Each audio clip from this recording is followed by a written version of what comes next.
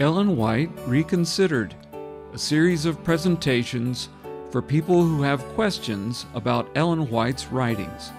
Today, our subject will be trances compared to visions. Glad you could join us today. We're going to do a little bit of historical sleuthing and comparing that with some eyewitness testimony about Ellen White and vision. To start with, let's listen to our principal witness. His name is Daniel T. Bourdeau. June 28, 1857, I saw Sister Ellen G. White in vision for the first time. I was an unbeliever in the visions, but one circumstance among others that I might mention convinced me that her visions were of God. To satisfy my mind as to whether she breathed or not, I first put my hand on her chest sufficiently long to know that there was no more heaving of the lungs than there would have been had she been a corpse. I then took my hand and placed it over her mouth, pinching her nostrils between my thumb and forefinger, so that it was impossible for her to exhale or inhale air, even if she had desired to do so. I held her thus with my hand about 10 minutes, long enough for her to suffocate under ordinary circumstances. She was not in the least affected by this ordeal. Since witnessing this wonderful phenomenon, I have not once been inclined to doubt the divine origin of her visions. So did you get that? He actually pinched her nose and covered her mouth for 10 minutes. There's no faking that. Now, how would he have even done that? Well, he was invited to do so because this had happened so many times before that James knew that she wasn't breathing. He had mentioned this in a letter and other instances we see where this was the case. She didn't breathe while she was in vision. There was something definitely supernatural going on. And he wouldn't have allowed such a test had there not been the certainty in his mind that it wasn't going to kill his wife. So she was in vision. It's a remarkable experience. Now, even though he says that he was convinced by that experience, later on he has further experiences, like when he was in Europe and she came and presented to some of the people there some of the issues that were going on. She called for a certain man and he wasn't present, and she said, I have a message for him. And he heard all of these things that she couldn't have heard from other people. And she was aware because she had been given these visions. Yet, perhaps there was something still kind of residing in his mind because he had heard from other people that others had had a very similar experience. So he had a chance to test this, and he writes about the experience to Uriah Smith, who was then the editor of the Review and Herald. Let's listen to what he had to say. Brother Smith, a few days after my return from J, I attended a spiritual meeting in this place, with the intention of being an eyewitness of the mysterious performances which are so much noised abroad in the land at the present time, and as my expectations were met, it may not be amiss for me to briefly relate what I saw and heard. The principal speaker and performer in this meeting was Mrs. Parker from Morristown, Vermont. Parker. I was going to do a little sleuthing, see if I could find her. Morristown. Tried to check it out. And as it turns out, there were a lot of people with the last name of Parker in Morristown. A few women that I could trace a little bit, but they just didn't seem to fit. Was she an older lady? Was she a younger lady? Couldn't quite get it together until I discovered there was a Parker who had connections in Enosburg, which is where the event took place, and that's where Bourdeau was. So I started looking at that one, and the pieces just started to fit. She had a husband who had family in Enosburg, Vermont. And I found a newspaper article that said that he was in town trying to sell his father's property after his father's death. So all the pieces were fitting together. And when I was able to find her on Ancestry, there were some puzzling things that were going on because it kept trying to point me to a different husband. And I discovered, because of the date for her birth, that that's why I was getting this different person. She was a twin. It all made sense.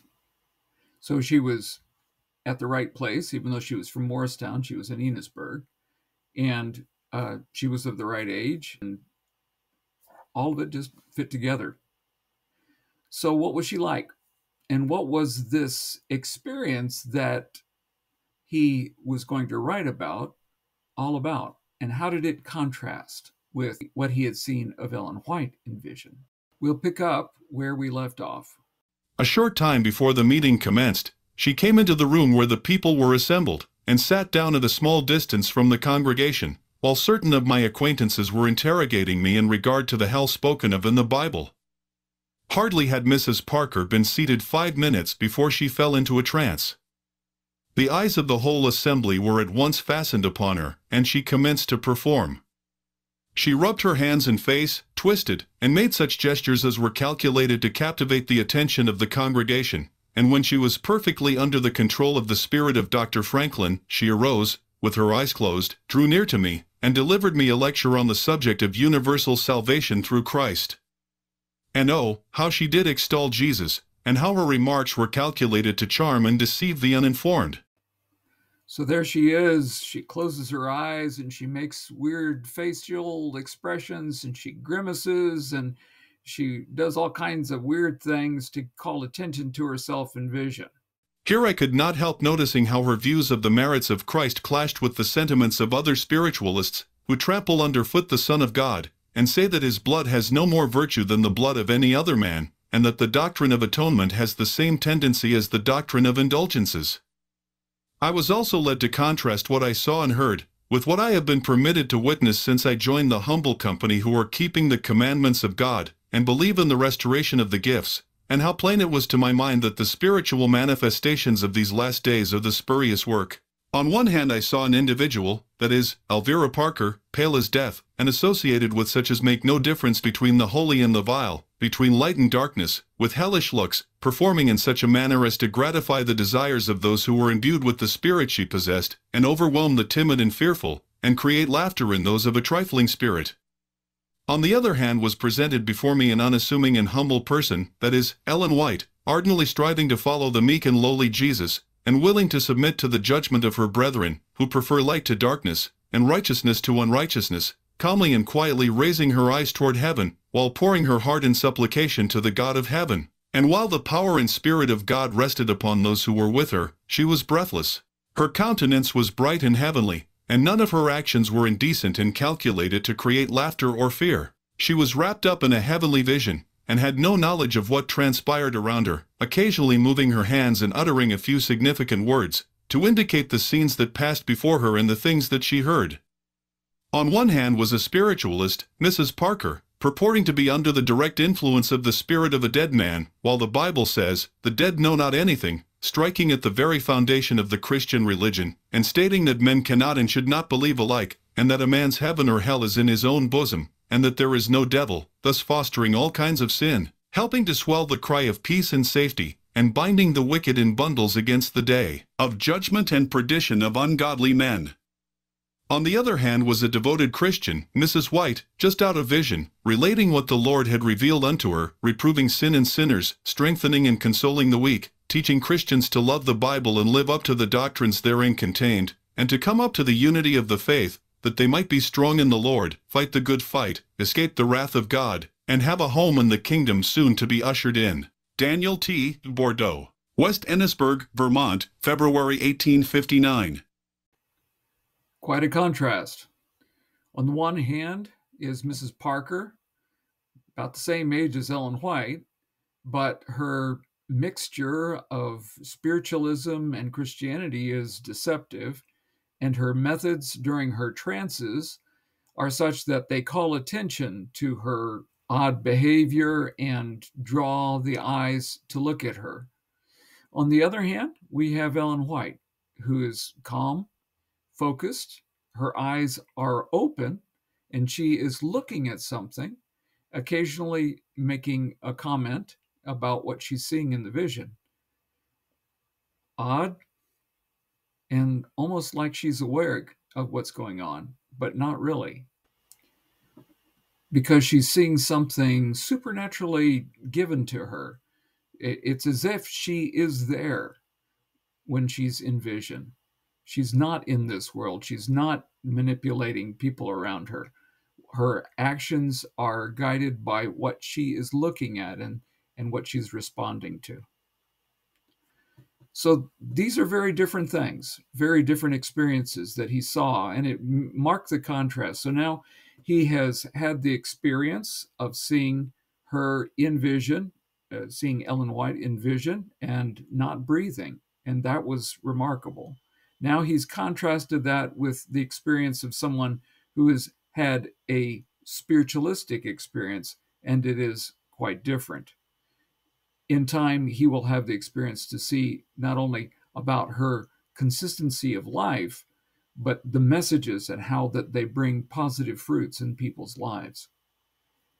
Bit by bit, we're piecing together the account. We're piecing together who she is, not based on what somebody is superimposing upon her, but from what the eyewitnesses of her in vision and in her life are telling us. Ellen White was someone who loved God. And though it may seem odd to us who have never had any kind of supernatural experience like she did, and we may want to explain it away as something that is belonging to the imagination or hypnotism or some disease state, as the evidence stacks up, it points to something very different.